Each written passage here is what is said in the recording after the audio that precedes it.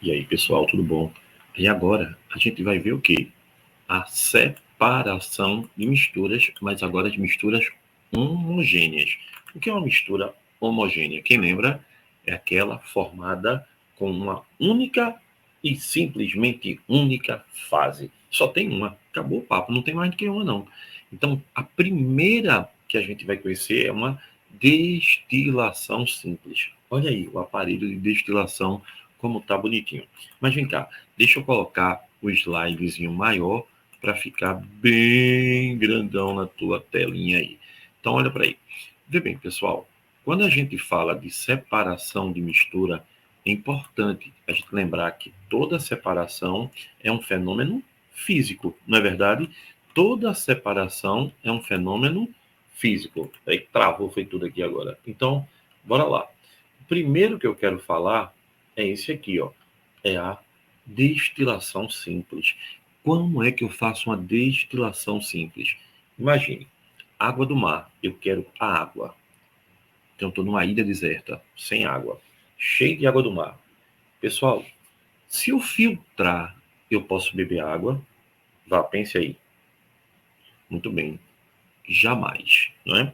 Filtrar não separa sal de água. Aliás, filtrar não separa nenhuma mistura homogênea. Misturas homogêneas não saem a sua separação por filtração. Mistura homogênea não separa por filtração. Então, qual é o processo? Destilação. A destilação, por exemplo, água e sal, água e álcool, misturas homogêneas de sólido e líquido ou de líquido e líquido. Como é que eu destilo? Primeiro eu tenho que ter esse aparelho lindo. Numa ilha deserta, isso é super fácil. Aí o que é que vai acontecer? Eu tenho aqui, ó, um balão com a saída lateral, que é o balão de destilação, onde eu prego nele o condensador e no fundinho aqui tem um recipiente, pode ser um balão de fundo chato, pode ser o que você quiser, tem uma panela. Aí eu aqueço pelo bico de Bunsen e aqui dentro, por exemplo, tem água e sal, água do mar, tá certo? Quem é que evapora primeiro? A água, não é isso? Porque tem um ponto de ebulição, que é ponto de ebulição quando passa do líquido para o vapor, muito bem. Então, a gente tem aqui, ó, a água vai entrar em ebulição primeiro, sai o vapor de água e vem por aqui, ó, minha setinha. Passa pelo meio do condensador. O meio do condensador é como se fosse uma caneta e não tem a tinta da caneta, a carga, a tinta da caneta está dentro da carguinha ali, né? Está dentro daquele pequenininho cilindro. E ao redor dele não tem a caneta. Se eu enchesse de água, é o que acontece aqui, ó. Eu encho de água, aí a água fica batendo na parede por onde está passando o vapor. Vê bem, a água, obviamente, não se mistura com o vapor, né? A água vai batendo e aqui vai saindo o vapor. Quando o vapor está passando e a água fria está batendo na parede, ele sofre um choque térmico. Aí volta a ser líquido. E aí sai a água pura. Mesma coisa com água e álcool. O álcool sai, o vapor vai passando por dentro do condensador e a água vai batendo na parede. Veja bem, é na parede, tá? E aí quando bate na parede dá um choque térmico e eu separo. Isso é um processo físico de separação de mistura. Então, pessoal, é importantíssimo que a gente fale sobre isso aqui agora. Importantíssimo. Não é importante, não. É importantíssimo. Não se separa a mistura homogênea por filtração. Assim, ninguém comprava água. Tu concorda? A gente ia na praia, enchia o botijão, chegava em casa, estava no filtro, bebia. Aí sim, não dá certo, não. Mas vamos lá. Vamos começar aqui de novo agora com outra que é muito importante, pessoal. É a tal da destilação fracionada. Já ouvi falar disso? Já, né?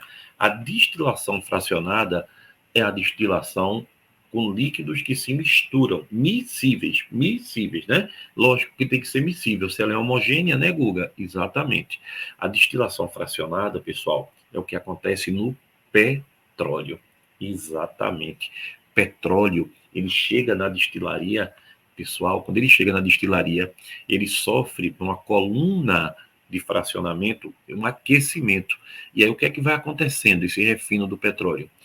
quem é a parte daquela mistura. O petróleo é uma mistura, tá? Então, daquela parte mais leve, que é a parte gasosa, sai primeiro, porque você aqueceu, o que é mais leve sai primeiro. Depois sai a parte líquida e depois sai a parte sólida. Então, o petróleo, a partir dele, a gente tem alguns gases muito conhecidos. Metano, que é o gás do pum da vaca, não é verdade? Também tem no pum da vaca. Metano, que é usado como gás para queima. Vários prédios que têm gás encanado usam metano. Também sai propano e butano. Propano e butano é o gás de cozinha, que chama de GLP, gás liquefeito do petróleo. Gás liquefeito do petróleo é propano mais butano. Também sai na destilação fracionada. Aí depois disso, a próxima fração, a próxima parte é a parte líquida, que vem gasolina do carro, querosene de avião, óleo diesel, óleo combustível, óleo lubrificante, tudo isso. E aí depois, pessoal, vai sair a parte última da destilação fracionada, que é a parte mais pesada, que aí a gente diz que é a parte onde vai sair a vela que a gente usa, aquela vela de parafina, exatamente, que também passa em prancha, não é, de surf, e sai o fim. Sabe qual é o lixo do petróleo? O lixo do petróleo é o asfalto, o piche. Então são várias frações, por isso que a gente diz várias partes. É uma destilação fracionada. Legal? Guga, e cromatografia? Pessoal, vê. Você tem distribuição dos componentes em duas fases. Uma fase móvel e uma fase que parou, estacionária. Lembre-se disso. Na cromatografia, a fase móvel se move por um solvente líquido, fluido, geralmente, né? E a fase estacionária, pessoal, a gente vai ter o quê? A gente vai ter que ela fica parada, fixa. Ela é uma superfície de outro material, que não seja fluido, nem líquido, nem gás, né? Então, é um material sólido ou líquido, mas que não seja fluido. Legal? Tá bem claro isso, que não ande muito. Então, por exemplo, olha aqui, ó. Eu coloquei coresinhas aqui, lapisinhos, né? Porque escrevo várias cores, e eu vou ver qual delas vai se deslocando mais rápido. Isso, pessoal, é bem importante. Deixa eu colocar aqui um slidezinho que você vai adorar. Só um segundo, eu vou conseguir. Aqui.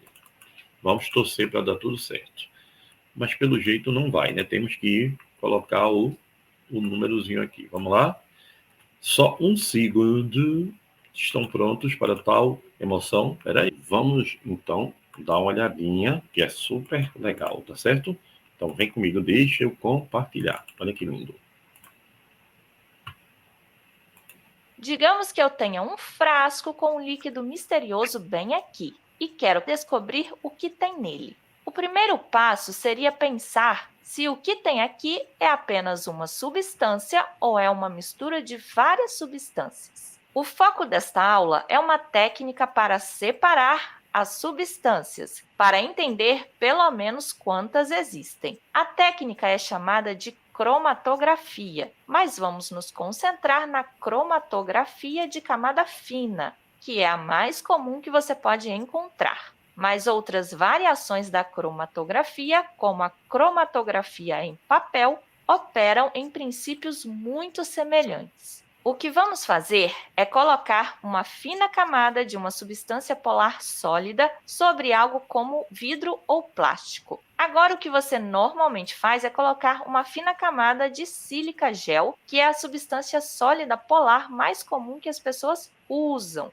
e também é porosa. O fato de ser porosa é muito importante, porque vamos querer que o líquido tenha ação capilar e se desloque por ela. Como mencionei, a sílica gel é bem polar, e o que vamos fazer é pegar um pouco de nossa substância misteriosa e colocar um ponto dela naquele sílica gel, e depois mergulhar apenas uma extremidade dela em uma solução. E o que é realmente importante aqui é que a solução é menos polar do que o sílica gel. Vamos falar um pouco sobre o que acontece dependendo de quão polar isso é. Geralmente, isso vai ser uma quantidade muito pequena de uma solução, que, como veremos, será uma espécie de solvente. você vai colocar isso em um ambiente fechado, para que este fluido aqui embaixo não evapore. E então, o que você acha que vai acontecer? Bem, como mencionei, esta substância aqui é porosa e então você terá ação capilar. Esse fluido no fundo vai subir pela sílica gel e por aqueles pequenos poros da sílica gel. Esta é a fase estacionária. E por que chamamos assim? Porque não está se movendo. E você pode imaginar que chamaríamos esse solvente menos polar de fase móvel, porque ele está se deslocando através do sílica gel e está pegando parte dessa substância misteriosa e movendo ela também. Digamos que essa substância misteriosa seja composta por duas coisas diferentes. Se algo é mais polar, isso significa que será mais atraído pela fase estacionária, que é muito polar. E isso não vai se movimentar para muito longe. Enquanto as partes de nossa substância misteriosa, que são menos polares, não serão atraídas tanto pela sílica gel. Portanto, eles percorrerão uma maior distância com o solvente. Talvez seja assim. Isso seria executado até que a fase móvel fizesse um caminho para o topo da sílica gel, bem aqui. Vamos olhar para isso. A razão pela qual foi chamado de cromatografia é que quando isso foi feito originalmente, foi através de uma tentativa de separar vários tecidos vegetais e que tinham cores diferentes. O croma se refere às várias cores, mas não necessariamente precisa se referir às coisas que têm cores diferentes. Ou às vezes você pode precisar de uma luz ultravioleta para vê-los. Mas quando for executada a cromatografia de camada fina, será visto que o ponto original terá se deslocado em vários graus com o solvente. E isso será mostrado em vários pontos, dependendo de quantas coisas estavam na mistura original. Essa substância menos polar vai percorrer maior distância do que a substância constituinte mais polar, porque a substância mais polar é mais atraída pela sílica gel, que é estacionária. Há uma maneira de quantificar a distância que essas substâncias se movimentam em relação ao seu solvente. E isso é chamado de fator de retenção. Usa-se a abreviatura RF, assim, porque vem do termo em inglês. Esse fator é definido como a distância percorrida pelo soluto dividida pela distância percorrida pelo solvente. E precisamos ser claros, não é a distância percorrida pelo solvente no total, é a distância percorrida pelo solvente a partir desta origem, de onde aplicamos este ponto bem aqui. Vou rotular isso aqui como a origem. Então, o que teríamos nessa situação? Para nos ajudar nisso, vamos usar uma régua.